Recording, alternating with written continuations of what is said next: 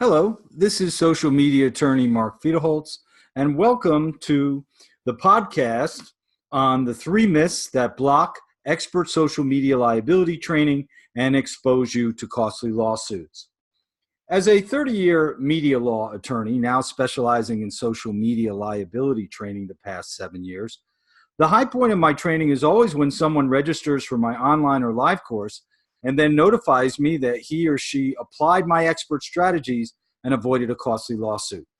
Of course, the low point is when I'm marketing my course and someone tells me they don't need my specialized social media liability training because they can receive the same information from their in-house attorney or at an association conference. Then I later find out that same person made a costly social media mistake that could have been avoided by using my proprietary strategies. So this is why I felt it was so important to do this podcast. Unless these myths are shattered, you will lose hundreds of thousands of dollars and careers will be destroyed. Here are the three most common myths I run into when I'm marketing my course to decision makers. Myth number one. The first myth is when I'm discussing the urgency of this course to someone, then the person will quickly say, well, we don't need your expert training. We have in-house attorneys or other attorneys that can do what you do. Well, here's the truth. Being an attorney doesn't qualify that particular attorney to be an expert on every subject. I'm not qualified to write real estate contracts just because I'm an attorney. Like doctors, today's lawyers are specialists. Also, how would you know another attorney can do what I do if you've never been to my class? You have no idea what strategies I teach. I don't teach cookie cutter strategies. I deliver a highly specialized course, and my proprietary strategies can't be taught without my written permission. And in fact, they aren't taught anywhere else. Now, how do I know that? Well, over 30,000 course attendees have told me in their written evaluations that they have never received my type of specialized strategies or in-depth information in any of their previous social media training. Also, in-house attorneys hire me because they aren't social media law specialists. They don't have 30 years experience as a media law attorney training over 30,000 professionals. They aren't former network affiliate television anchors. And they surely don't spend 200 hours a month researching only social media law related issues. In the end, this destructive myth will prevent your people from receiving expert social media liability strategies that could save their career and protect your organization from costly and embarrassing lawsuits. Let's move on to myth number two. The second myth is, we don't have the budget for your training. Well, here's the truth on that. This is probably the worst defense you could ever use in court. Don't do it. Courts now recognize there are no small employers on social media anywhere. I mean, every employee from a small or big entity now has the same viral capability on social media to destroy a person's reputation worldwide in minutes. Both the U.S. Supreme Court and federal courts recognize this enormous viral power of social media. And I can tell you from experience, they soundly reject tight budget defenses as a reason to delay or dismiss my type of expert social media liability training, and especially when these employees badly need the training. I mean, you can't tell the employees to use social media, be transparent, be interactive, and then you just leave them hanging when it comes to their liability. The courts won't respond very well to that. Now, this is especially true when the average social media related lawsuit is $500,000 plus.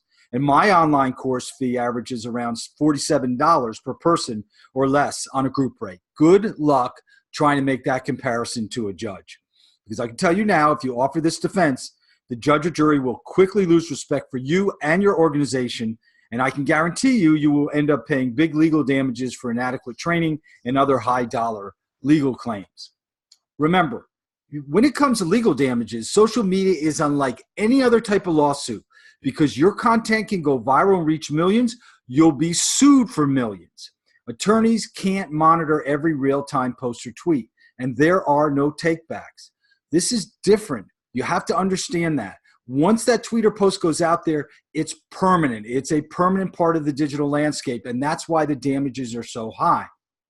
So the need for specialized social media liability training is pretty obvious. Let's move on to the last myth, which is myth number three.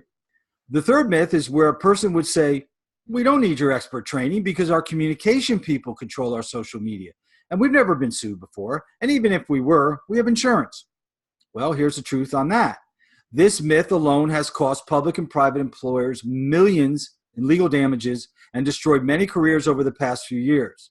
It doesn't matter if you only have a few communication professionals controlling your social media. You're liable for social media messages that are harmful, even if they were sent by employees off duty and on their personal devices. In establishing liability, courts focus on whether the content was work-related and whether a manager or supervisor knew of the message or should have known of the message. In most cases, the device or what location the harmful message was sent from doesn't mitigate your liability risk. Next, waiting for a lawsuit before providing expert training it's got to be one of the worst mistakes you could ever make.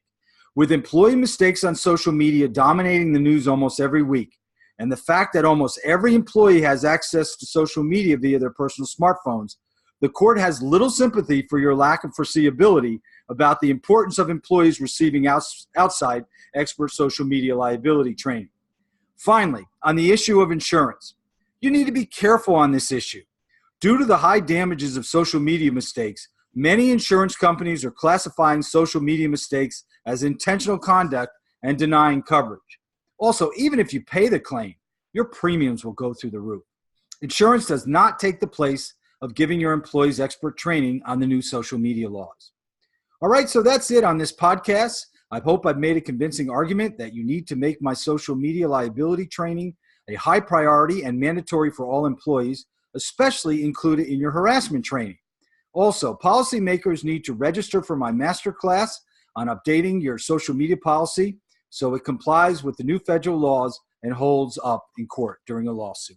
All right, and that's the end of this podcast, and thank you very much for your time.